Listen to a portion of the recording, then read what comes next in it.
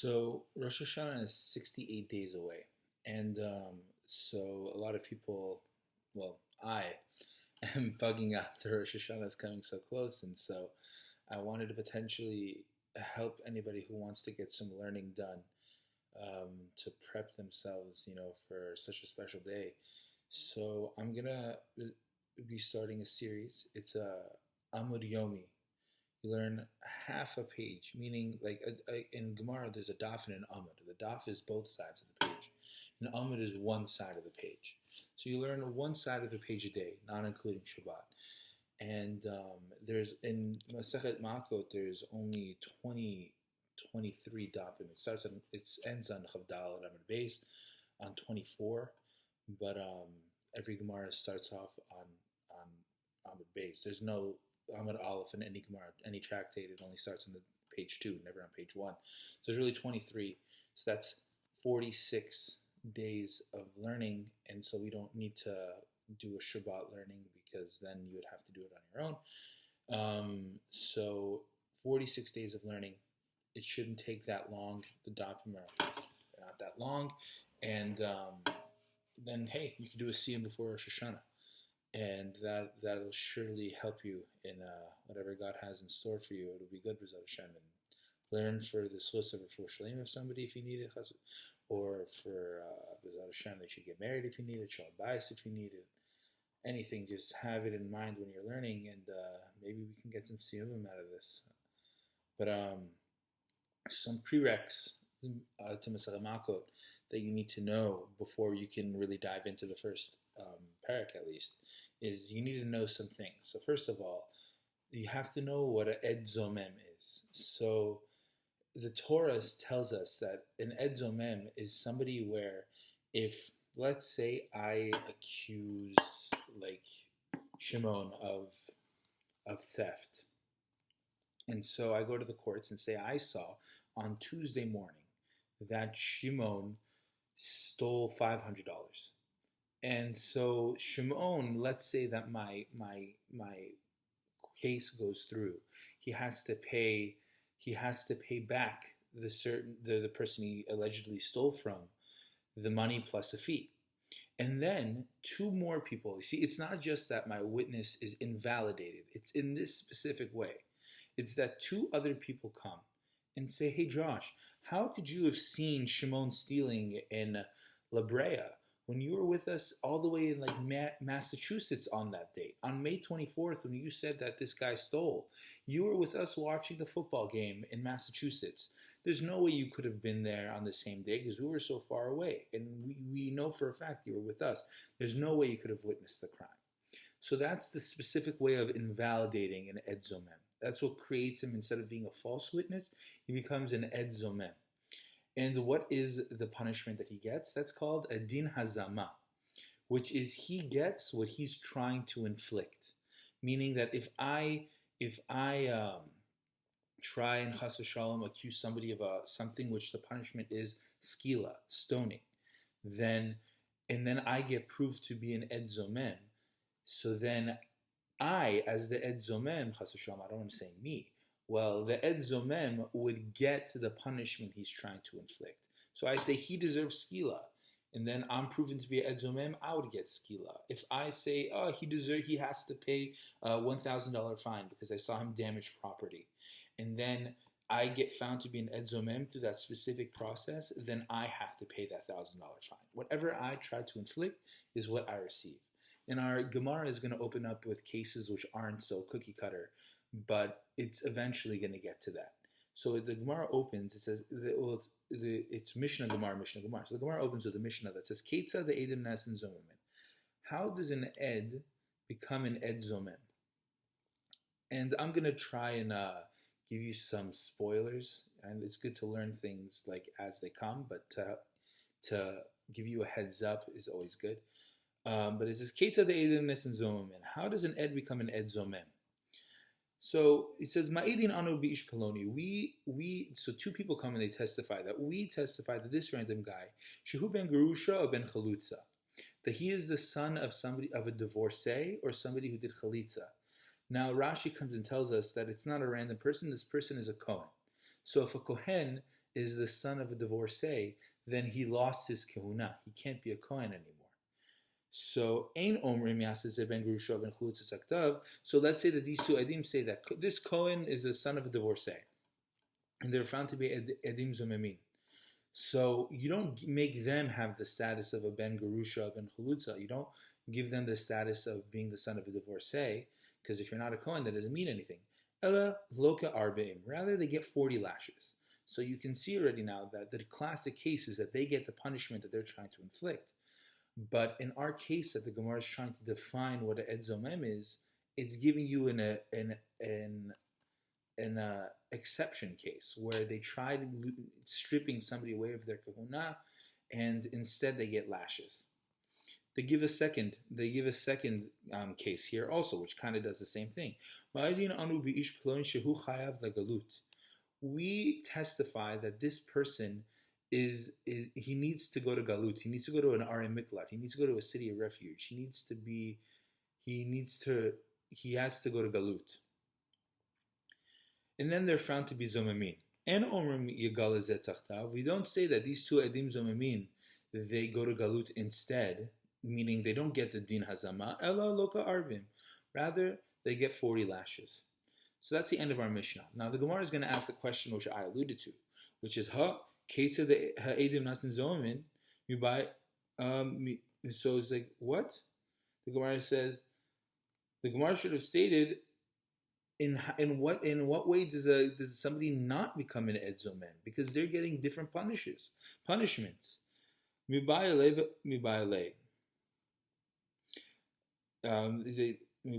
what it should say. And even more so, you learn later on how somebody become an ed zomen. It says, Amru lahem. The two people come and they say about the witnesses. How could you be witnesses testifying to this crime? That how could you have testified to this crime? Because on that same day, you were with us in some random spot that's too far away for you to have witnessed this crime. How could you have committed this crime? So the Gemara is saying, not only is this two examples in the Mishnah not answering its question, it's also saying that this exact question is answered later on in our own Gemara. So why is it that it's asking this question now? That's two questions right there. So then the Gemara says, Tana Hatam Kai. So it's talking about the previous discussion. See, Gemara is after Masechet Sanhedrin. In Masechet Sanhedrin, it was talking about a case of a bat kohen where she's accused of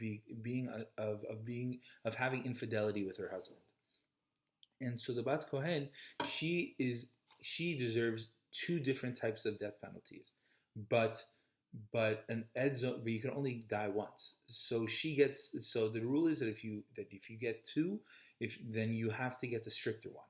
But the ed zomem gets the other one. So that's another it's another example of an exemption, of a example that it doesn't follow the rule. It says Tana Hatamkai. We learned in the previous Gemara. Kol hazomen ma'adin la'ota mita. Every edzomem gets the punishment that they're trying to inflict. Chutz, except mizome bat kohen uvo Allah, except for the zone of the edim zomemin in the case of a bat kohen and her mistress. Or I don't know what the male term for that is, to be honest, but the person that she was not unfaithful with. Because they don't get the same death they're trying to inflict, rather they get a different death. She gets, if I'm not mistaken, sreifa, and they would get chenek, but I'm not sure. I'm not 100% sure on that, don't quote me.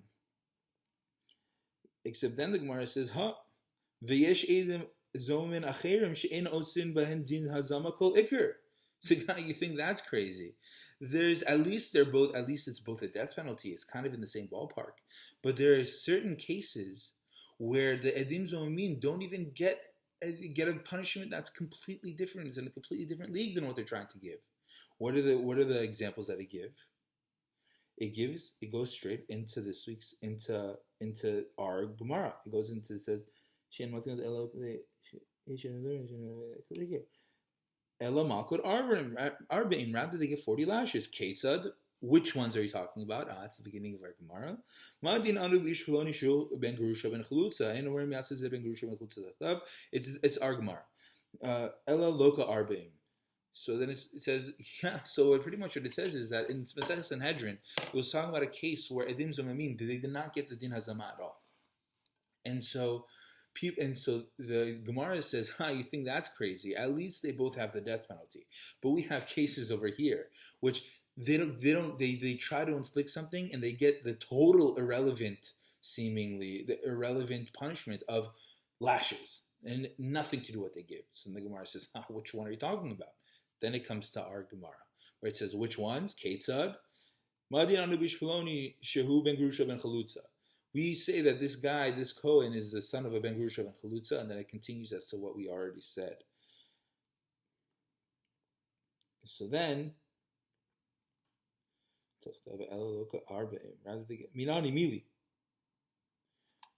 so from where do we learn this?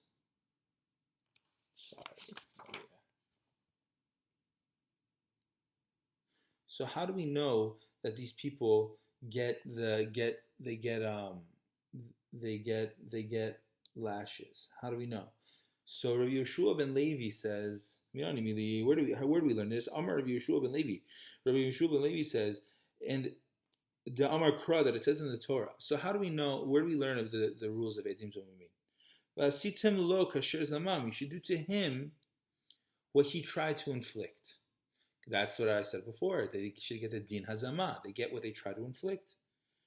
Lo v'lo lezaro. So if you look at our case in the Gemara, you see that when that they're trying to say that a Kohen doesn't have his kehuna is invalid. So if a Kohen's kehuna is invalid, all of his children's kehunot are invalid also. And invalidated Kohen's children are all invalid, because they come from a Kohen that's no longer a Kohen, technically. So if Shimon's dad is found to be a invalid Kohen, then Shimon's dad loses his kahuna, and Shimon himself loses his kahuna because he's the product of an invalid Kohen. But the Torah says that you should give him what he tried to give. So if I were to give the same punishment to the Edim Zomemin, let's say that the Edim Zomemin were Kohanim also, and I would say, fine, so you tried to invalidate this guy's kahuna, so I'm going to invalidate your kahuna. That's going to be your din hazama. So it comes Rabbi Yeshua ben Levi and says that no, the rule is that you should give him the punishment, not him and his children.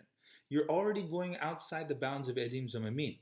But this is an intergenerational punishment he's trying to give somebody. So it doesn't add up. It doesn't work. Edim Zomemin is only for the person, not for his children. So you can't take away his kahuna because it doesn't fall under the purview of Edim Zomemin. So then the Gemara says, fine. So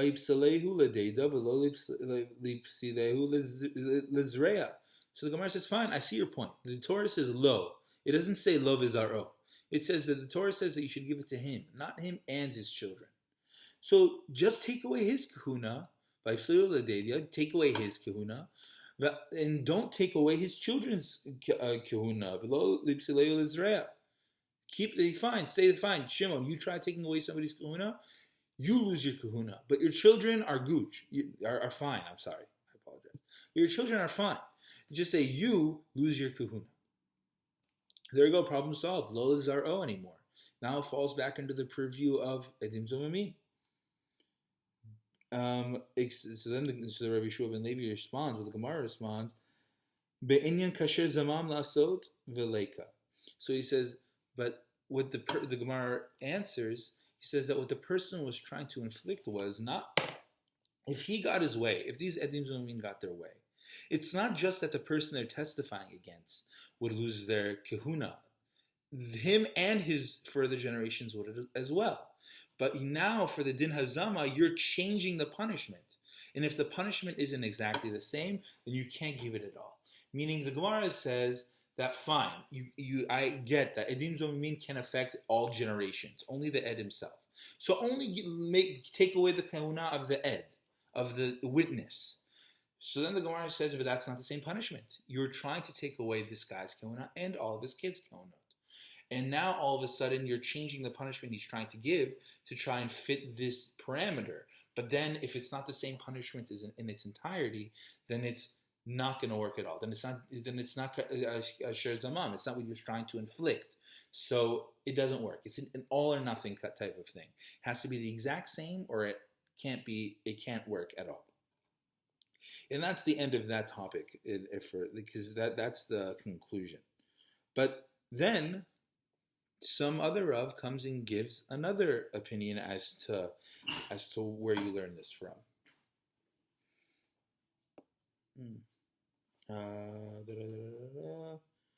So Barpada Omer. So Barpada comes and says you learn it Kal v'chomer. You learn from a Kal v'chomer. Now the Kal v'chomer is a logical derivative, where it's like if the sky is blue. That's a bad one. I don't know. Like a Kal v'chomer. It's like if I can't do something during the week, then clearly I can't do it on Shabbos. Like I can't eat. That's not a good example. Well, you'll see a faulty example now because it doesn't get accepted. He says v'ma hamechalel eino mitchalel. So the Bar Hada is trying to say that, okay, so let's say a Kohen marries a divorcee knowingly. The Kohen does not lose his kehuna, but all of his children loses their kehunot, because he isn't the product of a divorcee, but his children will be. And a Kohen cannot marry a divorcee. So if a Kohen, when he marries a divorcee, he's actually stealing somebody's kehuna away, his children. He's successfully removing somebody's kehuna, which would be his future children.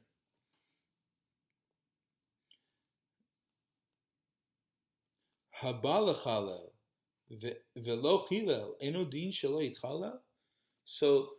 the Kohen successfully takes away somebody's kehuna and he stays a Kohen. But these edim zomim, if they come and they fail at doing it, meaning they get caught that they're lying in the ed zomim fashion, so they came to take away somebody's kehuna and they failed at taking somebody's kehuna. Doesn't it make sense that they also shouldn't lose their kehunot? Meaning, if a Kohen marries a divorcee, he successfully does he successfully enacts the fact that his children will not be Kohanim. He took away the Kohen status of his children. These Edim Zomim, they tried and failed. It's not that they succeeded like this Kohen did by marrying a Gerusha.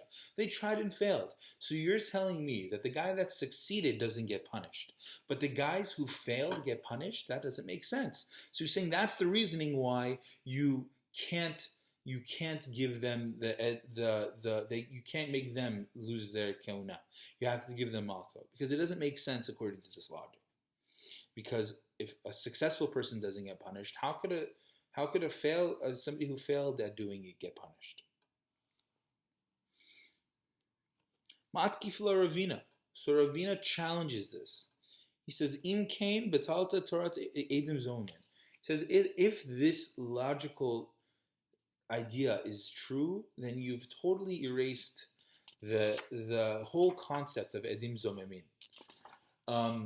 And he explains why. Uma, and what? Hasokol eno niskal. So the true example in the Torah that it talks about edim zomimin is if somebody accuses somebody else of a crime that requires skila, being stoned, and he succeeds. Now, another rule of edim zomimin that you need to know is that if somebody tries to do it and they succeed, meaning Shlomo says Levi deserves skila, and then the whole judgment goes through and it's successful, and Levi gets stoned. And then a week later, two edim come and they say, "Hey, how could Shlomo see Levi do what he would do that crime? He was with us in a different place. He couldn't have seen this whole thing transpire." So then we have a case of Ed Zomem because they place the witness in a different place. But since it's after the punishment was already enacted, Levi was already stoned, then they don't get the din hazama.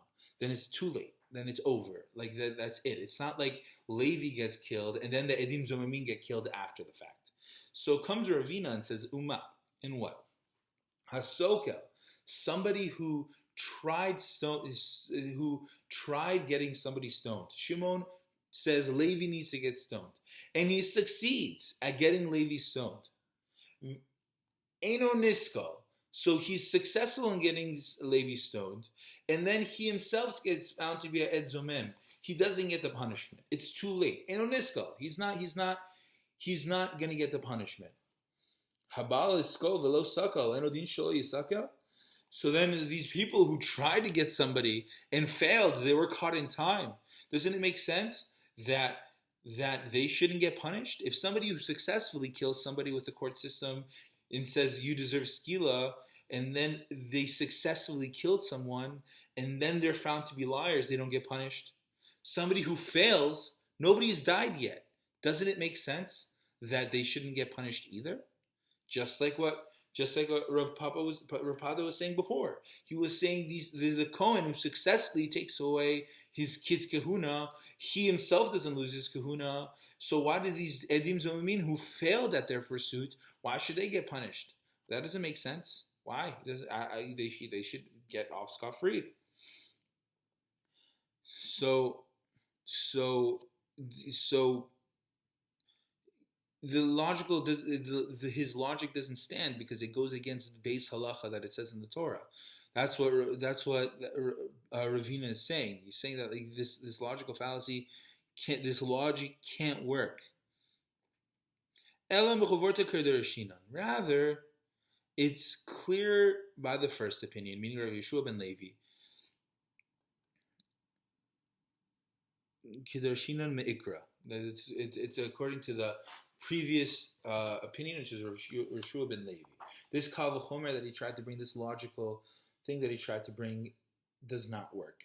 So the reason why I went a little over an Amud is because there's the two dots, which is the end of a discussion, right near the top of the page. So I just went a little over. Generally, I'll try to keep it to one Amud a day, and hopefully we'll all have some good learning. If you have any questions, I don't know what streaming service you're looking at it on, but it should be posted on YouTube. Just post a comment and I'll try and answer it. I'll contact the people that empower to give an answer, or I'll do it on my own YouTube channel. On my own YouTube thing. I will figure it out. But if you have any questions that you didn't understand, we may start having an email. This is all like a spur of the moment decision. I saw that Rosh Hashanah is 68 days away, and I kind of bugged face, so I freaked out. Baruch Hashem, it's good. It's always good to know where you're standing and try and learn and be closer to Hashem. And sometimes you need Rosh Hashanah and Yom Kippur to put the fear of God in you.